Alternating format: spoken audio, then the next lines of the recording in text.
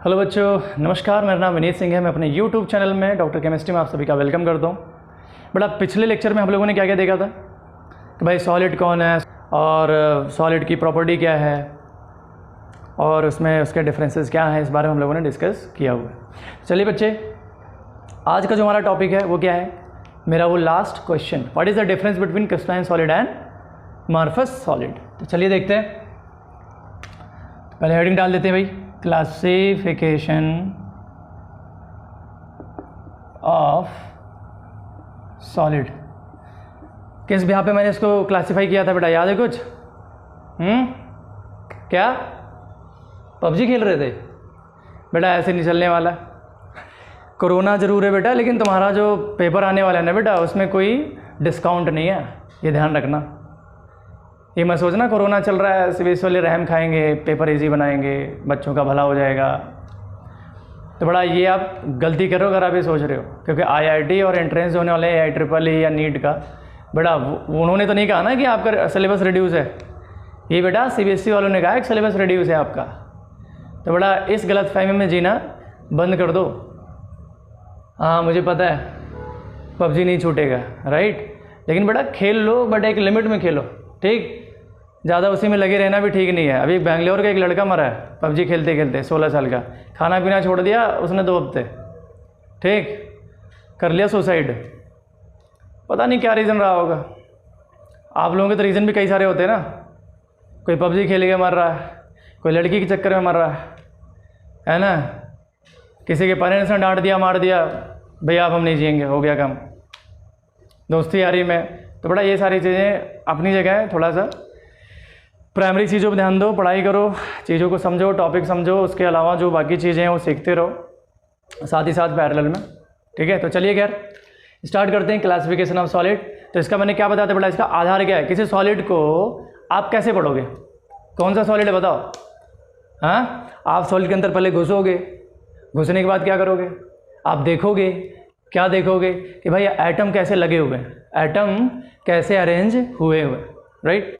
तो इंटरनल जो अरेंजमेंट है बेटा कॉन्स्टिट्यूएंट पार्टिकल का, उसके बिहाफ पे हम लोगों ने 2 पार्ट में डिवाइड कर दिया है। क्या क्या वो पार्ट है बेटा, क्रिस्टलाइन सॉलिड और अमॉर्फस सॉलिड, राइट। तो चलिए यहां लिखते हैं क्लासिफिकेशन ऑफ सॉलिड में क्या लिखना है, on the behalf of internal arrangement of constituent particle, ठीक बच्चे। तो चलो यार स्टार्ट कर ही देते हैं, है ना। तो क्या है बेटा, पहला क्रिस्टलाइन सॉलिड और क्रिस्टलाइन सॉलिड बेटा और अमॉर्फस सॉलिड, राइट। वो तो ठीक है सर, लेकिन डिफरेंस क्या है वो तो बताइए। तो बेटा वही बताने वाला हूँ मैं, ठीक है। तो चलिए, मार्बल और चॉक दोनों का फॉर्मूला क्या है, कैल्शियम कार्बोनेट, ठीक है। लेकिन अगर मैं मार्बल को बोलूँगा बेटा तोड़ के दिखा, तो क्या तोड़ पाओगे? खली नहीं बनना है, नॉर्मली पूछ रहा हूँ। वो तो मुझे पता है सर तोड़ने में क्या, पटक देंगे फेंक के, नहीं ऐसा नहीं, हाथ से तोड़ना। तो बहुत मुश्किल बेटा आप मार्बल तोड़ पाओगे, बहुत सॉलिड होता है, स्ट्रांग होता है, क्योंकि क्या है वो क्रिस्टलाइन सॉलिड है। लेकिन अगर मैं वही कहूँगा बेटा कैल्शियम कार्बोनेट का जो अरेंजमेंट है, सॉरी अरेंजमेंट हटाइए अभी आप हाल फिलहाल, कैल्शियम कार्बोनेट का जो दूसरा एग्जाम्पल है क्या, चॉक, है ना, खट्टे से टूटेगा, उसमें टाइम नहीं लगना। अब समझने वाली बात ये है यार, दोनों का फॉर्मूला सेम है, अंतर कहाँ आ रहा है सर? बड़ा अंतर ये आ रहा है कि जो कैल्शियम कार्बोनेट होता है, ठीक है, वो मार्बल में किसी और तरीके से जुड़ा पड़ा है और चौक में किसी और तरीके से जुड़ा पड़ा है। अब वो तरीका क्या है, किस तरीके से जुड़ा है सर, तो वो आप देखो पहले। तो यहाँ पर आप देखेंगे कि जो क्रिस्टलाइन सॉलिड है, ठीक है, उसमें आप अरेंजमेंट, ठीक है ना, बहुत ही अच्छा पाओगे।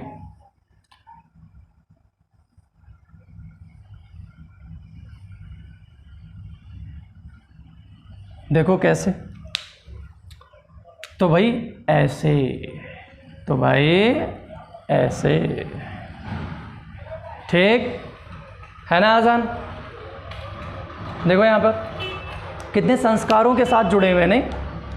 गजब, मतलब ये भी मैनर में है। चलिए खैर, एमार्फस सॉलिड में देख लेते हैं। तो जो एमार्फस सॉलिड होता है बेटा, उसमें जो अरेंजमेंट है कॉन्स्टिट्यूएंट पार्टिकल की, वो भाई ऐसा है, आप ये कह सकते हैं कुछ भी कहीं भी, कुछ भी कहीं भी जुड़ा पड़ा है। तो देख लेते हैं उसमें कैसे बना होगा। तो उसमें कुछ ये प्रकार की संरचना मिलेगा बेटा आपको, कुछ ऐसा मिलेगा भाई कि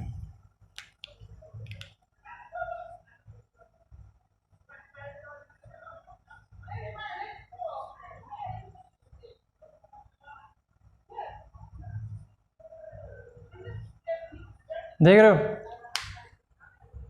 ये देखो, बना दो यार, कितने बना दो, क्या दिक्कत है, कुछ भी। अब आप कहोगे सर आपने इसमें कुछ ज़्यादा ही भर दिया। अरे यार मैं कोई पेंटर थोड़ी ना हूँ, समझ लो, ठीक है, सिंपल है ना। फिर तो देखो बेटा सिंपल है, एमार्फस में कुछ भी कहीं भी, और इसमें क्या बोलते हैं बेटा, आपका जो क्रिस्टलाइन सॉलिड है, इसमें आप अरेंजमेंट देखो गजब का, नहीं? तो ये आपका अरेंजमेंट है। यहाँ पर कैल्शियम कार्बोनेट कुछ इस तरीके से लगा पड़ा है बेटा, और यहाँ पर कैल्शियम कार्बोनेट कुछ इस तरीके से लगा पड़ा है। ये डिफरेंस है उनके स्ट्रक्चर का, जिस वजह से बेटा मार्बल मार्बल है और चौक चौक है, ठीक है। तो ये जो पैटर्न है बच्चे, आप मुझे ये बताइए, क्या ये मैनरफुल है, क्या ये रेगुलर है? ऑर्डर आपको दिख रहा है, यहाँ पर एक ऑर्डर है, यहाँ पर रैंडमनेस है, यहाँ क्या ऑर्डर है?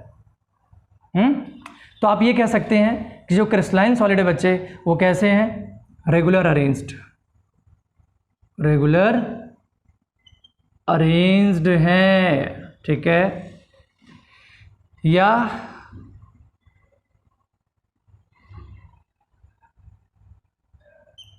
इनमें क्या है? मैनर है, ठीक है ना, मैनर में है, ठीक है, इन मैनर, ठीक। लेकिन यहां पर क्या है बेटा? इर्रेगुलर, इर्रेगुलर पैटर्न है, या अरेंजमेंट आप कह सकते हैं, ठीक है भाई, समझ में आता है? तो चलिए इसको मिटाते हैं। तो आपके पास यहाँ पे पहला पॉइंट क्या है बेटा? रेगुलर अरेंजमेंट या इन मैनर, या यहाँ पर कह सकते हैं इरेगुलर अरेंजमेंट, ठीक है, या रैंडमली अरेंज्ड, या रैंडमली अरेंज्ड, रैंडमली अरेंज्ड, ठीक है। यहाँ पर आप ऑर्डर में भी कह सकते हैं, ऑर्डरली अरेंज्ड, है ना बेटा? सिंपल है। चलो इसे मिटाते हैं फटाफट, देखते हैं अगला डिफरेंस क्या है। और कोई एग्जांपल दूं क्या इसमें? हाँ चलो एक एग्जांपल और ले लो, ठीक है। देखो क्या है, आपके भाई का बर्थडे है, क्रिकेट का बहुत शौकीन है, विराट कोहली का फ़ैन है, ठीक है। तो होता क्या है, वो हर दिन कहीं ना कहीं बॉल क्या है घुमा के आ जाता है, ठीक है। खेल रहा होता है, मार दिया झाड़ी में या कहीं भी चला गया, गुम हो गया। डेली आपसे कहता है भैया कल बॉल ले आना। अब मान के चलिए उसका बर्थडे आ गया, बर्थडे आया और आपने कहा बेटा क्या चाहिए गिफ्ट में? तो उसने बोला भैया एक काम करो, मुझे ढेर सारे बॉल्स गिफ्ट कर दो। अब गिफ्ट करने के तरीके बेटा दो होते हैं, हो सकते हैं, होते नहीं, दो हो सकते हैं। दो क्या हो सकते हैं बेटा? दो क्या हो सकते हैं? पहला कि आपने 200-250 बॉल लिए, या 365 दिन है, 300 बॉल का आपने खरीद लिया, है ना। भाई भाई आपका जबरा फैन है विराट कोहली का, तो कारनामे तो करेगा ना। तो आपने क्या किया, भाई अपना भाई बढ़िया से क्रिकेट खेलेगा, ठीक है। तो आपने क्या किया, 300 बॉल आपने खरीद लिया, और 300 बॉल खरीद के आपने देने का अपने तरीका दो हो सकते हैं। पहला तरीका क्या हो सकता है, आप एक बढ़िया सा बॉक्स लोगे, ठीक है, एक एक बॉल बढ़िया प्यार से एकदम आहिस्ते आहिस्ते लगाओगे, एकदम मस्त अरेंज करके, और अरेंज करने के बाद आप लेयर पे लेयर चढ़ा रहे हो, है ना, राइट। तो ये जो अरेंजमेंट है वो क्या कहलाएगा? क्रिस्टलाइन सॉलिड कहलाएगा। और एमार्फस सॉलिड में क्या होगा? करना कुछ नहीं है, आपने उसी बॉल को क्या किया बेटा, एक बैग में, एक बोरे में, एक बस्ते में, एक झोले में, जो मिल गया, अबे गिफ्ट ही तो है यार, कौन सा अचार डालेगा। एक ही मेंटालिटी होती है, बहुत लोग कहते हैं अरे बर्थडे यार सब ढकोसले हैं, चलो ठीक है केक काट देते, है ना, लेकिन ऐसा नहीं है, छोटी छोटी चीज़ों से खुशियाँ आती हैं, राइट। चलिए खैर शुरू करते हैं। क्रिस्टलाइन सॉलिड बेटा हमको दो डिफरेंस हो गए, चलिए ख़त्म। तो अब स्टार्ट करते हैं अगला डिफरेंस जो है हमारा, अगला डिफरेंस क्या है? अगला डिफरेंस है बच्चे, जो क्रिस्टलाइन सॉलिड है वो है ट्रू सॉलिड, बोले तो सख्त लौंडा। अब ये सख्त लौंडा कौन है भाई? जो पिघले ना वही तो होगा सख्त।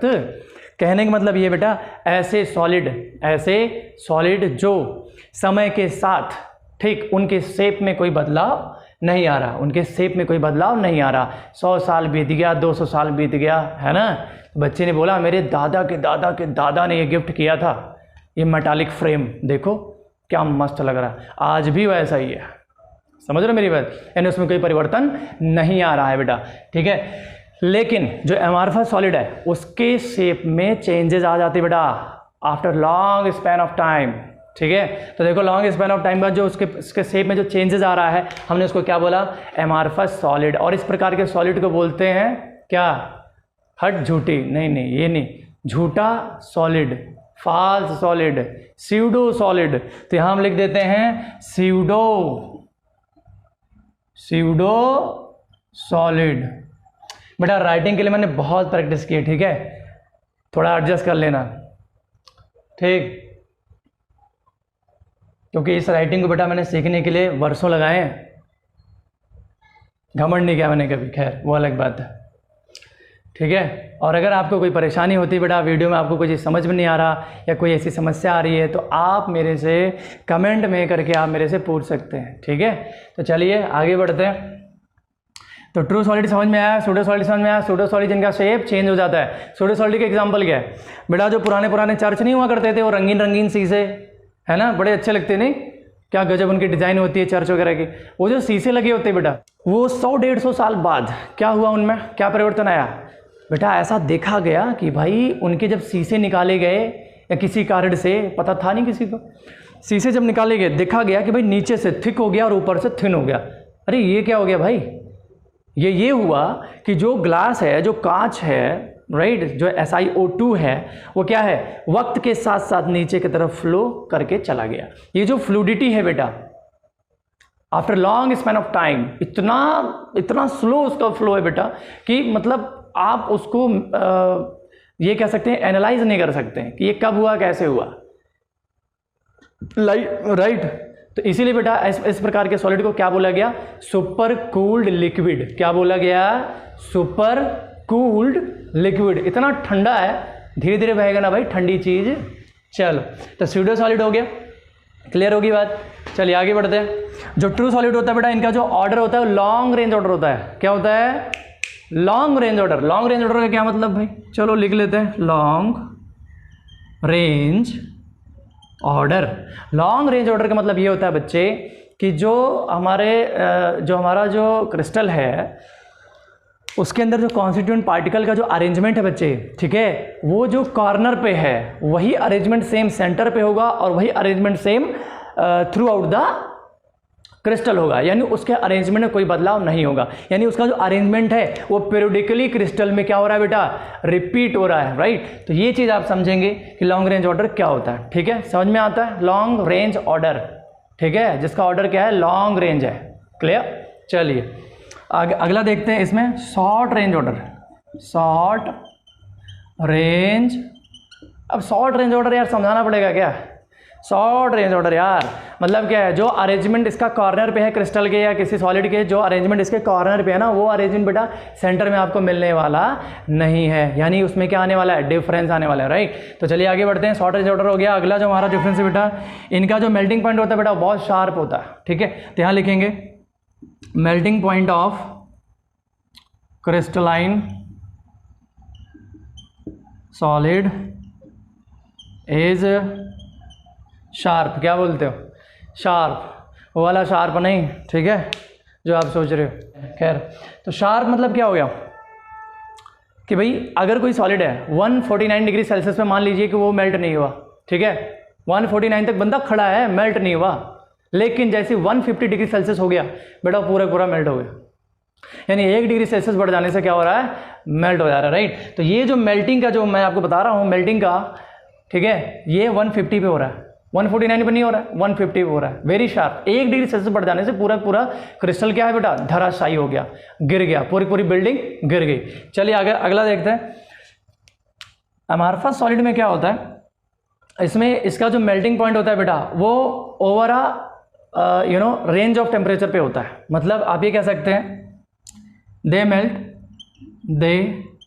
Melt over a range of temperature, ठीक है बेटा। और अच्छा, जो क्रिस्टलाइन सॉलिड है इनको अगर आप कट आउट करोगे तो कट आउट करने पे क्या देते हैं बेटा, बहुत ही स्मूथ सरफेस देते हैं। क्या देते हैं? बहुत ही smooth surface, very clear surface. तो हम यहां पर क्या लिखने वाले हैं कि भाई ऑन कटिंग,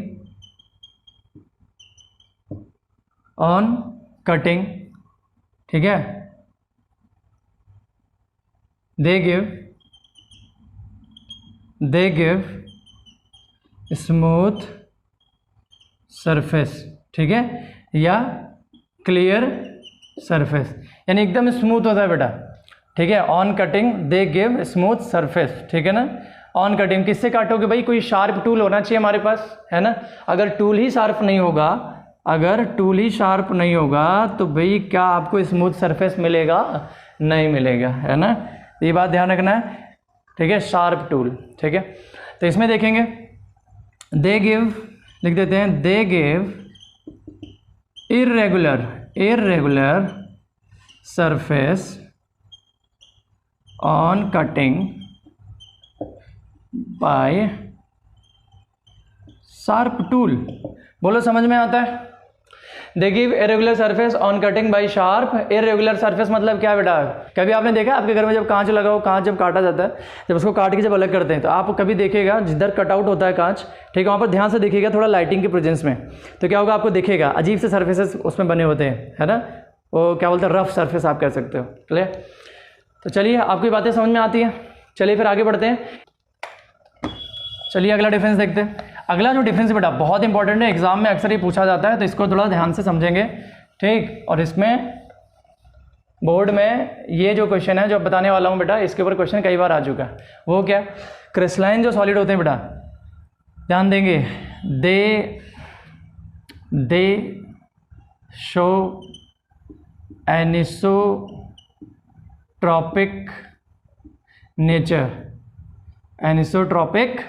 नेचर है। ये एनिसोट्रॉपिक नेचर क्या है सर? तो बेटा एनिसोट्रॉपिक नेचर ये है, उसको समझेंगे कि कुछ ऐसे फिजिकल प्रॉपर्टी होते हैं जो किसी क्रिस्टल में अगर देखा जाए अलग अलग डायरेक्शन में, या आप यूं समझ लो कि किसी क्रिस्टल का अलग अलग डायरेक्शन में, जैसे मान लीजिए ये क्रिस्टल है, ठीक है, ये क्रिस्टल है। अगर मैं कहूँ इसमें अगर इसमें लाइट गुजारी जाए, क्या गुजारी जाए? लाइट। अगर लाइट सीधे निकल गई, ठीक है, और लाइट अगर मैंने टेढ़ा गुजार दिया, या लाइट मैंने इधर गुजार दिया, पास करा दिया, ठीक है, अगर लाइट इधर पास कराया, लाइट इधर पास कराया, तो क्या होगा आपके हिसाब से? क्या होना चाहिए? रिफ्रैक्टिव इंडेक्स क्या होना चाहिए बताइए? सॉलिड तो एक ही है ना भाई, मान लो NaCl है, ठीक है। अब बताओ, लाइट मैंने इधर पास कराया, लाइट मैंने इधर पास कराया, और एक लाइट मैंने थोड़ा और टेढ़ा पास करा दिया, तो बताइए रिफ्रैक्टिव इंडेक्स क्या आना चाहिए? सेम आना चाहिए ना। आपके अकॉर्डिंग क्या आना चाहिए बताइए?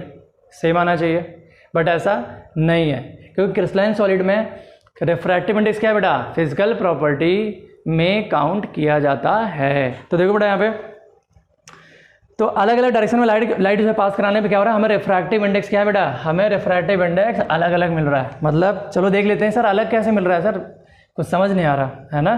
तो चलिए इसको बना के देख लेते हैं कैसे अलग है।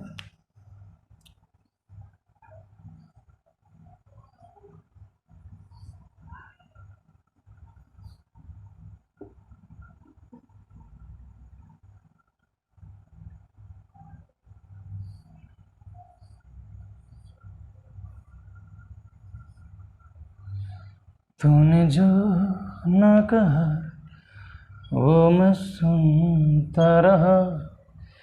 तो बच्चे ये हमारा क्रिस्टल हो गया, इसके बीच में छोटे छोटे सो मेरे मदन गोपाल, है ना। तो बच्चे ये देखें आप, क्या वही अरेंजमेंट है डिसिप्लिन वाला? बिल्कुल वही अरेंजमेंट है सर। क्या गजब बनाया आपने, है? नहीं नहीं बेटा, इतनी तारीफ मत करो, समझ लो पहले। तो देखो, अगर मैं लाइट को इधर ऐसे पास करा दूं, ठीक है, यूं पास करा रहा हूं लाइट, तो कुछ ना कुछ तो रिफ्रैक्टिव इंडेक्स आएगा ही आएगा, है ना? तो चलिए, इस रिफ्रैक्टिव इंडेक्स को मैंने क्या बोला? μ1, ठीक है। अगर मैं यही लाइट अब इस डायरेक्शन में पास कराऊं, तो इस तरफ जो रिफ्रैक्टिव इंडेक्स आएगा उसको हम क्या बोलेंगे? μ2। समझो मेरी बात, ठीक है। तो इस डायरेक्शन में बेटा μ1 आ रहा है और इस डायरेक्शन में क्या आ रहा है? μ2 आ रहा है ना? क्या μ1 और μ2 बराबर होंगे? यस और नो? क्या μ1 और μ2 बराबर होंगे? क्या होना चाहिए? नहीं? आधे बच्चे कह रहे हैं हाँ और आधे बच्चे कह रहे हैं नहीं। तो बेटा इसका जवाब है बराबर नहीं होंगे। क्यों? चलो देख लेते हैं। जब ये डायरेक्शन बेटा इसका सीधे जब जा रहा था लाइट, राइट, यहाँ पर रिफ्रैक्टिव इंडेक्स हमने मेजर किया, तो बेटा रास्ते में क्या आ रहा है? हाँ, छोटे बड़े आ रहे हैं ना, छोटे बड़े एटम आ रहे हैं, जिसकी वजह से इसका जो रिफ्रैक्टिव इंडेक्स है वो कुछ आया। अब वो कुछ भी हो सकता है यार, 10 मान लो, 5 मान लो, चलो आपके लिए हम 10 मान लेते हैं, ठीक। लेकिन अगर हम इसी लाइट को बेटा इस डायरेक्शन में गुजारते हैं, तो या तो सारे बड़े एटम आएंगे या तो सारे, बोलो, या तो सारे बड़े एटम आएंगे या तो सारे क्या आएंगे? छोटे एटम आएंगे। अच्छा चलो मैं बड़े एटम मान लेता हूँ, सारे बड़े एटम। तो अब बताओ मेरे को कि ये जो μ1 है और जो ये μ2 है, क्या ये इक्वल होगा? No sir. क्यों? क्योंकि सर इसके रास्ते में या तो सारे बड़े आएंगे या तो सारे छोटे आ रहे हैं सर, लेकिन यहाँ पर सर छोटे बड़े दोनों आ रहे हैं। अच्छा बेटा ऐसा है क्या? चलिए आपकी बात मान लेते हैं फिर, थैंक यू। तो क्या करोगे बेटा यहाँ पर? μ1 not equal to μ2। Very good. इसी फिजिकल प्रॉपर्टी को, इसी रिफ्रैक्टिव इंडेक्स के चेंजिंग को बेटा हम क्या बोलते हैं? देखो डिफरेंट डायरेक्शन में क्या हो रहा है बेटा? डिफरेंट रिफ्रैक्टिव इंडेक्स आ रहा है। इसी वजह से हम इसे हम क्या कहते हैं? Anisotropic nature. तो एनिसोट्रॉपिक नेचर बेटा किससे रिलेटेड है बताइए? कि ऐसी फिजिकल प्रॉपर्टी या those physical property which have different value in different direction in crystal. Is it clear? चलिए आगे बढ़ते हैं। अगर ये क्लियर हो गया तो अब आते हैं एमॉर्फस पे। एमॉर्फस में क्या होता है बेटा? दे शो आइसोट्रॉपिक नेचर। कौन सा नेचर? Isotropic nature. तो चलिए आइसोट्रॉपिक नेचर देख लेते हैं भाई।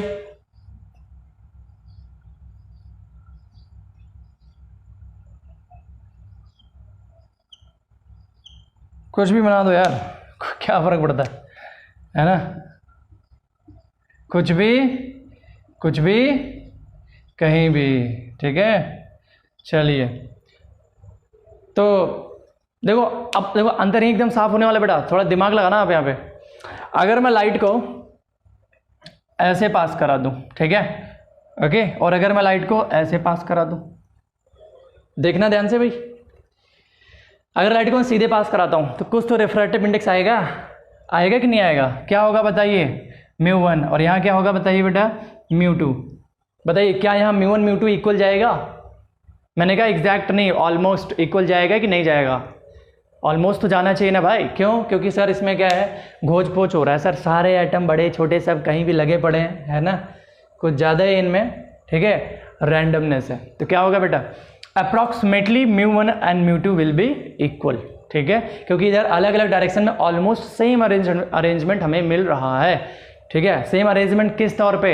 Random arrangement. छोटे बड़े एटम मतलब वो इस प्रकार से लगे हुए हैं भैया, लाइट आप कैसे भेजो, इधर भेजो उधर भेजो, किसी भी दिशा में भेजो, किसी भी डायरेक्शन में भेजो, ऑलमोस्ट उनको कुछ एक ही जैसा अंदर कूड़ा मिल रहा है। मतलब वहाँ कोई डिसिप्लिन नहीं है भाई, वहाँ कोई रेगुलर अरेंजमेंट नहीं है भाई। तो क्या होगा? हम क्या लिखने वाले हैं यहाँ पे? हम यहाँ पे लिखेंगे कि भाई μ1 इज ऑलमोस्ट इक्वल टू μ2। बोलो समझ में आता है समझ में? चलिए बहुत बढ़िया। तो चलिए इसे मिटाते हैं।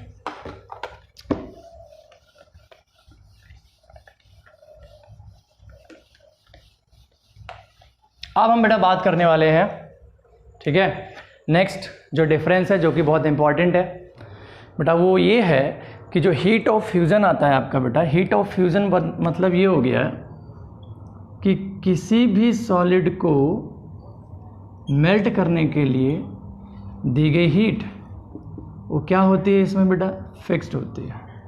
और इसमें क्या होता है, हीट ऑफ फ्यूजन